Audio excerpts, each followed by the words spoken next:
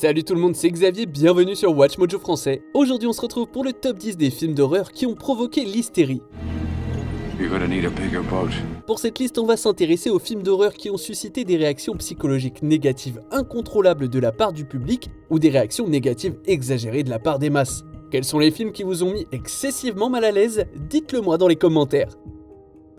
Numéro 10, Terrifier 2. Aren't you a little old to be trick-or-treating? Wait a minute, aren't you that guy from the costume shop? You are. Après avoir attendu 6 ans pour sortir la suite de Terrifier en 2016, le réalisateur Damien Leone a lancé un festival d'épouvante gore que le public a eu du mal à digérer.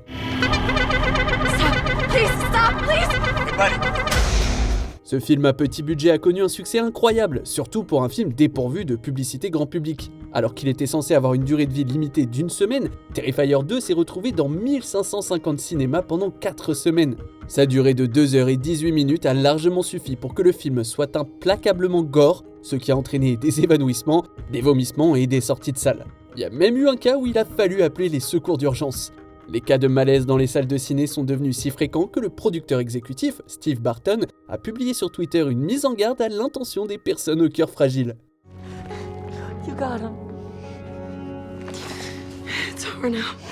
Okay. Numéro 9, La monstrueuse parade. Their code is a law unto themselves. Offend one, and you offend them all. Todd Browning est entré dans l'histoire du cinéma d'horreur en réalisant bien plus que Dracula. En 1932, il a réalisé La monstrueuse parade avec l'intention de créer un film encore plus extrême. En engageant des artistes de carnaval présentant de véritables difformités au lieu d'acteurs portant des prothèses, Browning a provoqué un immense malaise chez les spectateurs les plus réticents. What are you going to do? What are you, a man or a baby?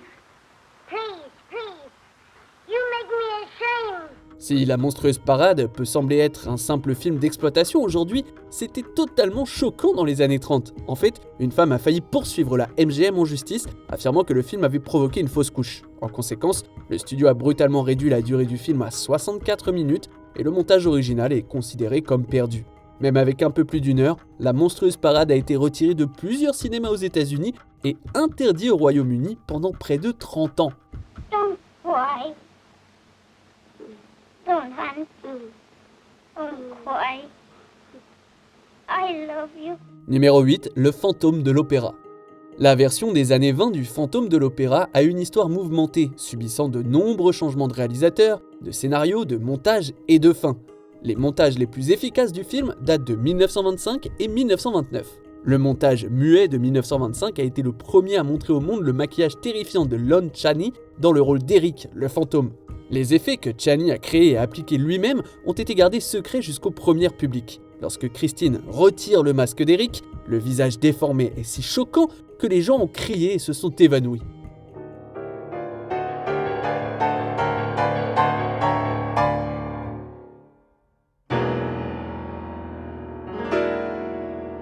Ce film nous a offert le rôle le plus célèbre de Chaney et est considéré comme le point de départ de la franchise Universal Monster, même si Eric ne fait pas officiellement partie de la série.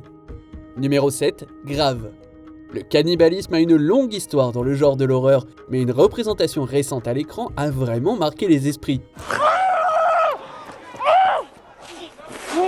Le film Grave, sorti en 2016, raconte la descente d'une végétarienne dans la consommation de viande après une cérémonie de bizutage dans son école vétérinaire et montre de manière réaliste et graphique de nombreux cas de consommation d'animaux crus et de chair humaine. Comme on pouvait s'y attendre, il y a eu de nombreux évanouissements et sorties de salle. Lors de la première au Festival international du film de Toronto, les services médicaux d'urgence ont dû s'occuper des spectateurs qui n'arrivaient pas à digérer le film. Je comprends pas, il y a bien une rééducation de prévue, non? Comment ça se passe? Vu qu'il n'y a aucun air endommagé, ça m'étonnerait. Je vois pas l'intérêt. Vous la laissez dans cet état-là? La scénariste et réalisatrice Julia Ducournau a certes impressionné la critique avec ce film, mais pour de nombreux spectateurs, c'était plutôt un arrière-goût de malaise et d'inconfort qu'ils avaient en bouche. J'espère qu'il était bon, moi. T'as un goût de curry. Numéro 6, Ghost Watch. En 1992, BBC One a complètement effrayé le public en diffusant le téléfilm Ghost Watch. We're going to investigate one of the most baffling and fascinating areas of human experience, the supernatural. Tonight, television is going ghost hunting in an unprecedented scientific experiment where we hope to show you, for the first time, irrefutable proof that ghosts really do exist. Il se présentait comme un événement en direct, animé par de vrais présentateurs de journaux télévisés, Michael Parkinson et Sarah Greene, montrant des événements surnaturels dans un style documentaire. Les téléspectateurs pouvaient même appeler et discuter de leurs propres expériences. Avant d'être mis en relation, un message préenregistré les informait que l'émission était fictive. Cependant, comme de nombreux téléspectateurs appelaient, la ligne était souvent occupée, ce qui a renforcé l'idée que le paranormal était bel et bien une réalité. Yes, all right, Kevin. I think we've had enough. I think I get the picture, certainly. Thank you very much indeed for calling. Le cas le plus troublant est peut-être celui de Martin Denham, qui s'est tragiquement suicidé 5 jours après la diffusion de l'émission. Sa famille a blâmé la BBC et s'est finalement adressé à la Broadcasting Standards Commission, qui a jugé que Ghostwatch était un programme trop bouleversant pour être diffusé tel qu'il l'avait été.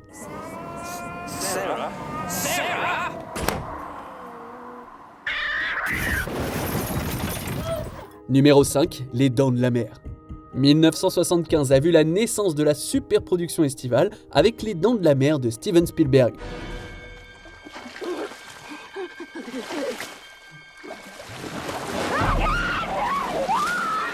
Basé sur le roman éponyme de Peter Benchley, le film suit une série d'attaques de requins sur l'île d'Amity, destination touristique très populaire.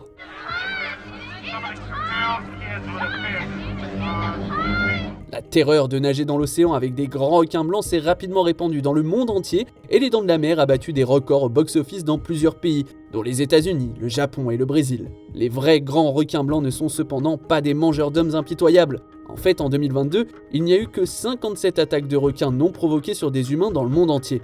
Néanmoins, la panique suscitée par les requins dans les années 70 et au-delà a entraîné une augmentation massive de la chasse de ces animaux et plus de 120 espèces de requins sont considérées comme menacées d'extinction en 2023. $10,000 for me by myself.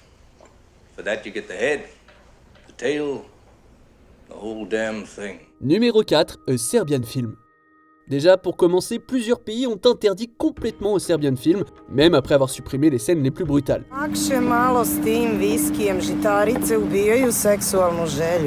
Ce film controversé est centré sur une star de film pour adultes en difficulté financière qui est prête à tout pour gagner de l'argent. Bien que je ne puisse pas entrer dans les détails de sa descente dans la dépravation, je peux vous dire que c'est vraiment dégueu et il n'y a aucune morale.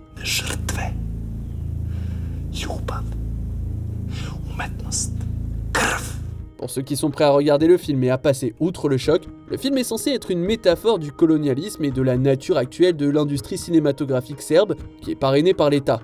Malgré cela, A Serbian Film a suscité bien plus de débats sur les excès du cinéma que sur les injustices sociales.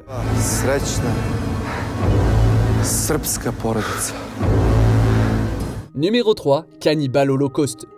Alors que le cannibalisme était un sujet incroyablement populaire dans les films italiens des années 70 et 80, il en est un qui reste suffisamment choquant pour être interdit dans plusieurs pays pendant plus de 40 ans. Il s'agit du film de Ruggero Deodato, Cannibal Holocaust. It's unbelievable. It's horrible.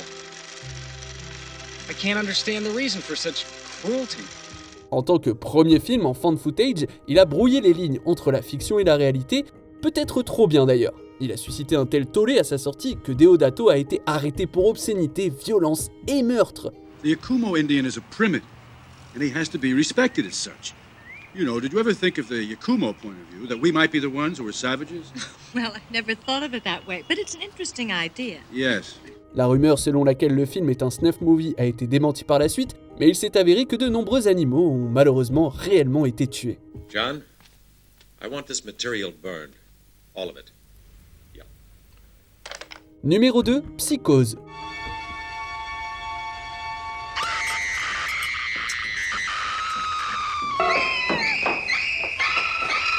Le film Psychose peut sembler banal aujourd'hui, mais il était tout à fait obscène et terrifiant lors de sa sortie en 1960. Outre le célèbre coup de couteau dans la douche, le public a vu des amants non mariés partager un lit alors qu'ils étaient à peine vêtus et la première chasse d'eau à l'écran. Alors non, on n'y voit pas de couteau tranchant la chair ni de nudité, mais grâce aux coupes astucieuses d'Hitchcock, on pense que c'est le cas.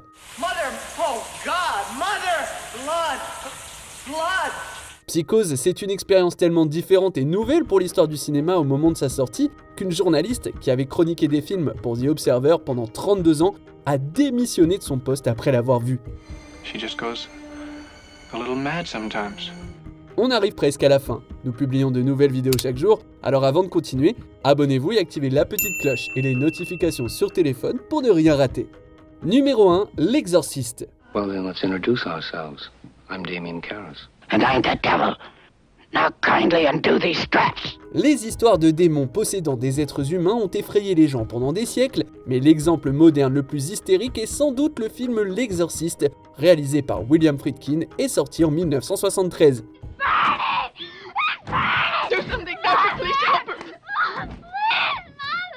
Le film a pris le monde d'assaut avec sa popularité massive et son contenu extrêmement controversé. Les premières réactions du public ont été des évanouissements, des crises cardiaques, des vomissements, une grossesse interrompue et des services d'urgence appelés dans les salles de cinéma. Avant même la sortie du film, plusieurs situations effrayantes se sont produites pendant le tournage. Des membres de la famille de l'équipe sont décédés, des membres de l'équipe sont morts et un gigantesque incendie s'est déclaré sur le plateau, retardant le tournage de 6 semaines, mais épargnant la chambre où a lieu l'exorcisme, comme par hasard. Un prêtre a même été appelé pour bénir la production. It's the power of Christ that compels you. Bien que certains aient qualifié le film de satanique, cela n'a pas empêché le public d'aller le voir.